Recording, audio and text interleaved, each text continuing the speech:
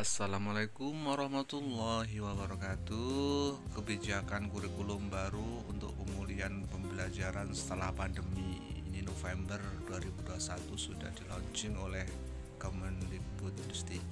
Ya, riset menunjukkan bahwa pandemi menimbulkan kehilangan pembelajaran, learning loss, literasi dan numerasi yang signifikan, kawan-kawan.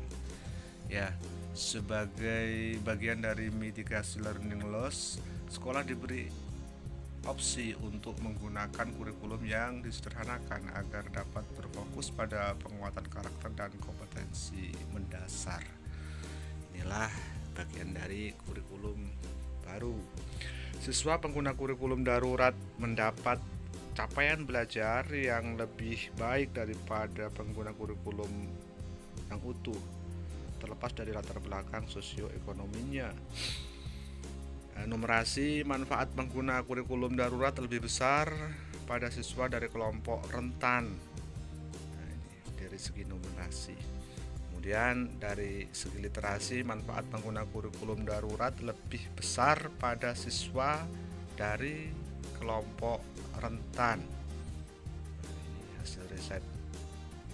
Kurikulum darurat efektif memitigasi learning loss karena membantu guru untuk fokus pada materi esensial dan menerapkan pembelajaran yang lebih mendalam yang mengembangkan karakter dan kompetensi dasar. Kurikulum prototype, nah ini kurikulum prototype namanya, diberikan sebagai opsi tambahan bagi satuan pendidikan untuk melakukan pemulihan pembelajaran selama 2022 hingga 2024. Kebijakan kurikulum nasional akan dikaji ulang pada 2024 nantinya. Kurikulum prototype mendorong pembelajaran yang sesuai dengan kemampuan siswa serta memberi ruang lebih luas pada pengembangan pembelajaran. Fokusnya pada 3 hal, yaitu pengembangan soft skill dan karakter, ini dengan melalui pembelajaran berbasis project. Yang kedua, fokus pada materi esensial, materi penting seperti literasi dan numerasi. Yang ketiga, fleksibilitas, menyesuaikan potensi siswa dan mengutamakan potensi pengembangan potensi lokal. Inilah karakteristik kurikulum. Nah, ini untuk PAUD, ini kegiatan bermain sebagai proses belajar yang utama. Penguatan literasi dini melalui bermain sambil belajar berbasis buku bacaan anak. Fase fondasi untuk peningkatan kesiapan bersekolah.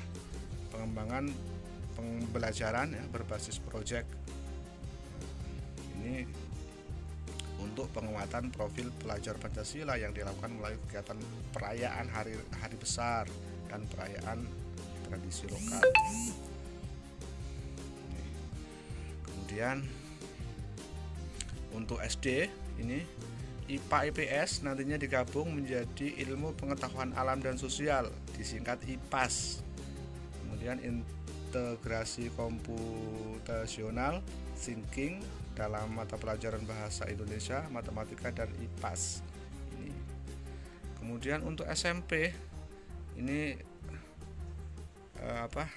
TIK, mata pelajaran informatika, menjadi mata pelajaran wajib.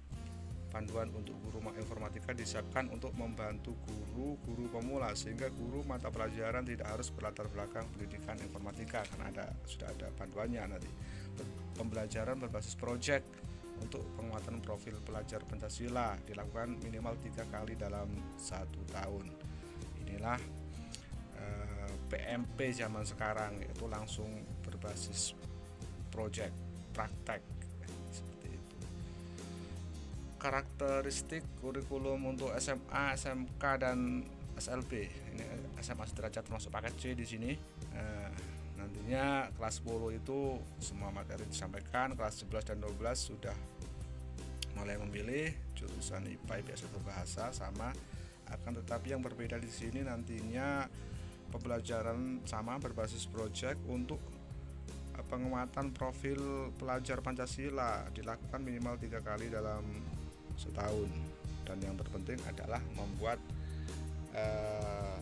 karya ilmiah, esai ilmiah seperti itu. Iya, sekali lagi esai ilmiah di kurikulum ini menjadi syarat kelulusan nantinya SMA sederajat. derajat. Di SMK itu wajib, sekali lagi bagi SMK itu nantinya wajib melakukan PKL, praktek kerja lapangan minimal 6 bulan, karena SMK mengutamakan basis keterampilan.